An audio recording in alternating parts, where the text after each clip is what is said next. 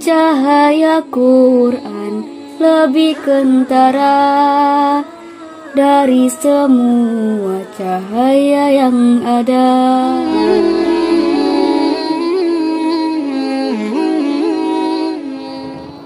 Bismillahirrahmanirrahim. Assalamualaikum warahmatullahi wabarakatuh.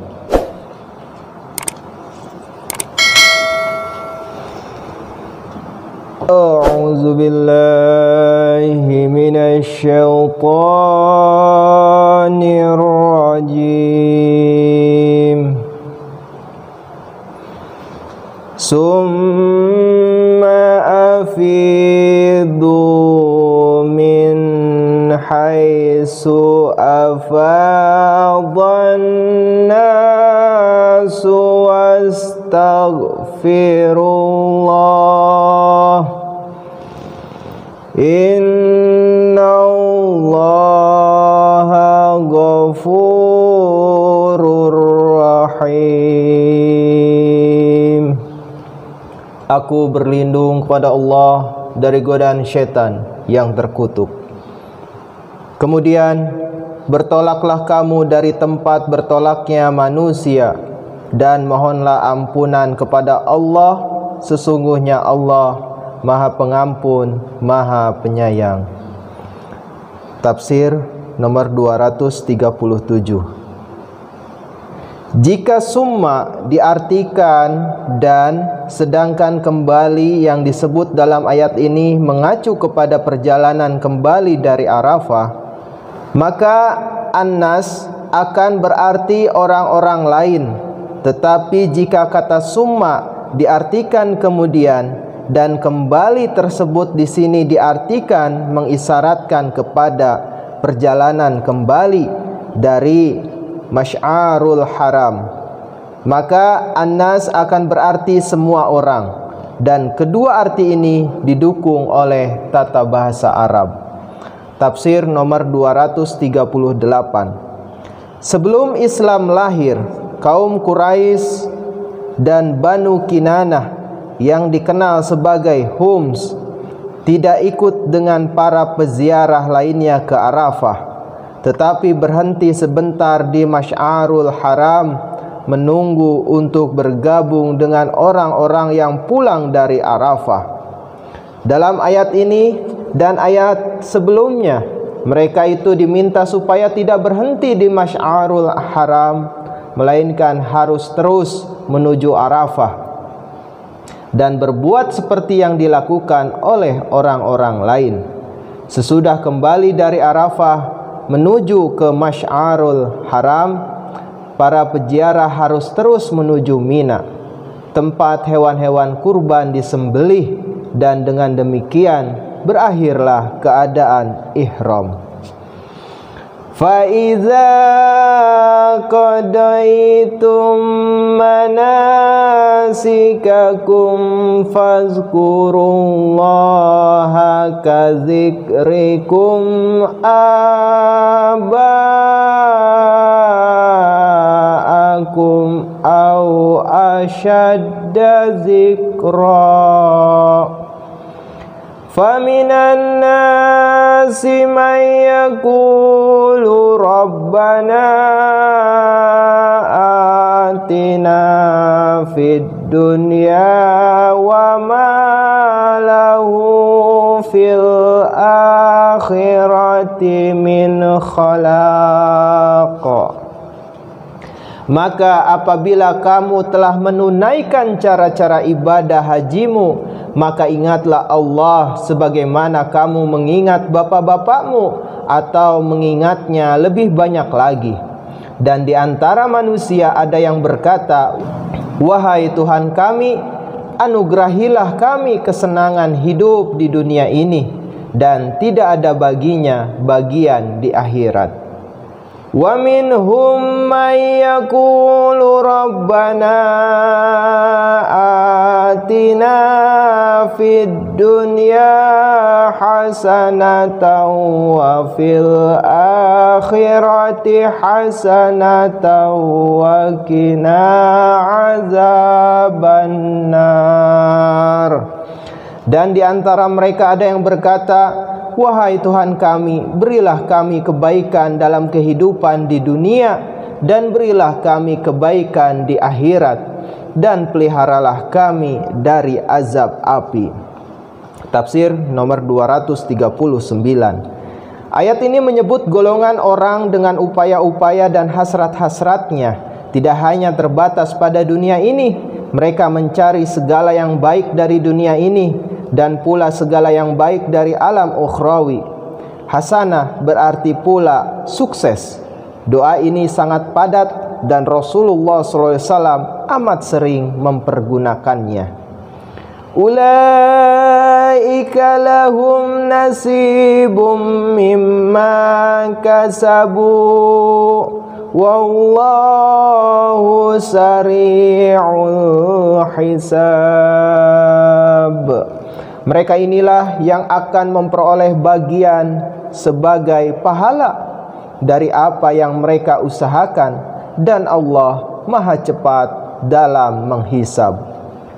Wazkurullaha fi ayyamin ma'dudat faman ta'ajjala fi yawmaini fala isma alaih wa man ta'akhkhara fala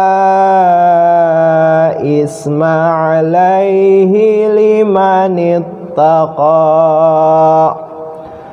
wattaqullaha wa'lamu annakum ilaihi tuhsyarun.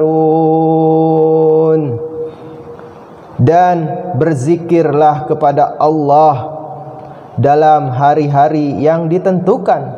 Lalu siapa yang bersegera pulang dalam 2 hari, maka tidak ada dosa baginya.